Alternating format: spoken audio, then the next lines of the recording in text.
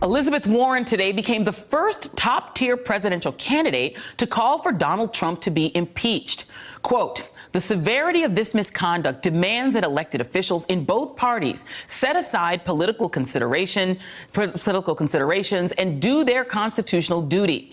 That means the House should initiate impeachment proceedings against the President of the United States." That is a full-throated call from a sitting member of the United States Senate and a 2020 candidate to take Trump's job. And she will be on with Rachel Maddow coming up to talk about it. But Elizabeth Warren doesn't belong to the congressional branch that could actually initiate a formal impeachment inquiry into the president. Joining me now is someone who does, Congressman Sean Patrick Maloney, Democrat from New York. Congressman, thanks so much for being here. Thanks. Good to be with you. Great to be with you as well. Back in the 90s, Republicans initiated impeachment proceedings against the President of the United States, then Bill Clinton. And one of the charges was obstruction of justice. Let you listen to Lindsey Graham back in 1999 and the standard he set for that particular charge. He doesn't have to say go lie for me to be a crime. You don't have to say let's obstruct justice for it to be a crime. You judge people on their conduct, not magic phrases. Okay, he doesn't have to specifically say go lie for me. In the Mueller report, it says the following, that Michael Cohen, who was Donald Trump's lawyer, Cohen said that the president's personal counsel conveyed that as a part of a joint defense agreement, Cohen was protected, which he would not be if he, quote, went rogue. Cohen recalled that the president's personal counsel reminded him that the president loves you and told him that if he stayed on message, the president had his back. That is one of 10 elements of potential obstruction of justice laid out in the Mueller report. What reason would members of Congress, yourself, have not to initiate impeachment proceedings? Well, look, this is a holy day of the year. I want to wish everybody a good Passover, a happy Easter. It's a time when we focus on what matters. Here's what matters to me and what I think matters to Elizabeth Warren and a lot of us. We want accountability from this president, and that can take different forms. Impeachment would certainly be one form it could take, though that is likely to fail in the end. Another form it could take would be to beat him in the next election, and we can do that if we're smart and we get strategic. And a third way would be for criminal prosecution or indictment. That's unlikely to happen now, clearly, but it might happen later, and there are ongoing investigations. The key is accountability, but we have to marry that up with our other priorities of getting things done for the American people and of winning the next election, which is the best way to replace this president and the most efficient one, frankly. And that's where I'm focused. But impeachment is the only one that the Constitution of the United States assigned to you, sir, with all due respect. Elections are in the hands of the American people and the voters. Prosecution is in the hands of prosecutors. The Constitution only anticipated one way for you to discharge your duty to the Constitution and to uphold it and to hold a president accountable. You only have one path to do that, and that's impeachment. Yeah, that's right, but we're not robots, and the fact is that we can think about more than one thing at a time, and I don't want to play checkers, I want to play chess. And the fact is that what we need is accountability from this president. We want then to what other accountability can you impart? As a congressman, what other accountability could you impart? I don't think setting out on a course of action that's likely to be counterproductive is the best way to hold him accountable. What I'm telling you is there are different ways to do it.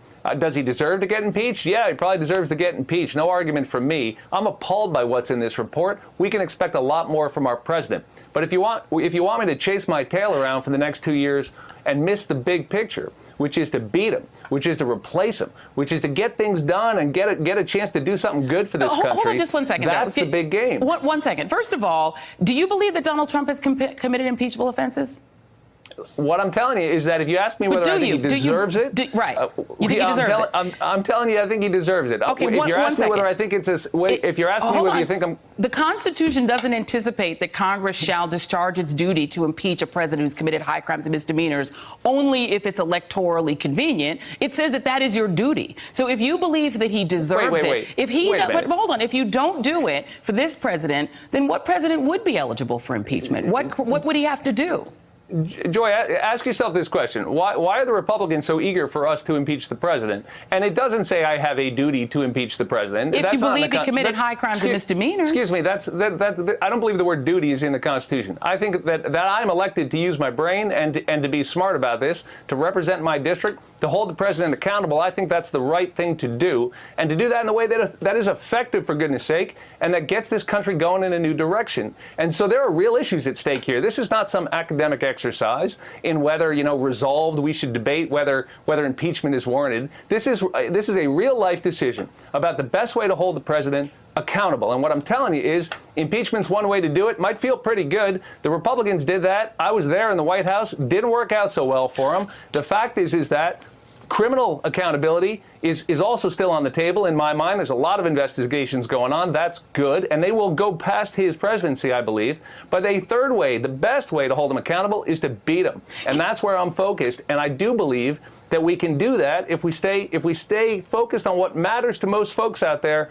And we need to balance that with these other concerns.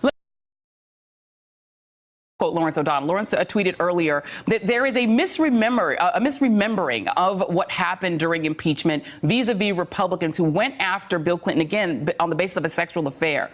House Republicans impeached Bill Clinton. Then Republicans won the House again in the next election. And Republicans won the Senate again. And Republicans won the White House. It's a political myth that the Clinton impeachment hurt Republicans. I just showed a young-looking Lindsey Graham when he was a House impeachment manager. He's now a senator. He got a promotion after having participated in the impeachment of Bill Clinton. Isn't it a myth that Republicans were harmed by impeaching Bill Clinton? They benefited politically. Well, they lost seats in the election, and Newt Gingrich resigned. They won the House again in the next election, I think and the Senate. I'm just telling you, Newt Gingrich resigned and they lost seats. That so was it's his own little, scandal. That was his scandal, that he had a parallel scandal. That wasn't about, Joy, they won seats. Joy, I share your concern about this. I'm obviously not getting through to you. I really believe in my heart and in my soul that this president needs to be held accountable. And I share your passion for how screwed up this is, for what he's getting away with, for the despicable conduct that is laid out chapter and verse in this report. And what I'm telling you is I want to play chess, not checkers. I don't want to engage in some exercise that feels good for 5 minutes and gets our heads handed to us, because the American people aren't there yet. If one Republican senator, let alone 20, has called for impeachment, let me know. But what I'm telling you is that accountability can be demanded of this president. Different ways to do it. Impeachment is one. There are others. Beating him is my favorite one, because I think we can do that if we stay focused right now in this critical moment. Hold him accountable, yes. Make sure we stand up for our values, but win it and get things done for the American people. And there's still criminal prosecution out there. I think there's a lot of rocks that are going to get overturned in the Trump Organization. I think the Southern District of New York is doing good work here, and we should let them do that work. And I do think we're going to learn more from Bob Mueller, and we should. Well, I do want to stay focused on beating him in 2020. I'm going to interrupt you for time, and I'm just going to say, with all due respect, sir, I don't think there's anybody who is calling for impeachment that thinks impeachment would feel good. A lot of people feel that if the president of the United States has done harm to the republic, impeachment is the constitutional remedy, not because it feels good, but because a lot of people think it's the right thing to do. But we don't have much more time, so I've gone over. I'm going to let you go. Congressman Sean Patrick Maloney, thank you very much for joining us. Appreciate it. My pleasure. Hey there, I'm Chris Hayes from MSNBC. Thanks for watching MSNBC on YouTube. If you want to keep up to date with the videos we're putting out, you can click subscribe just below me, or click over on this list to see lots of other great videos.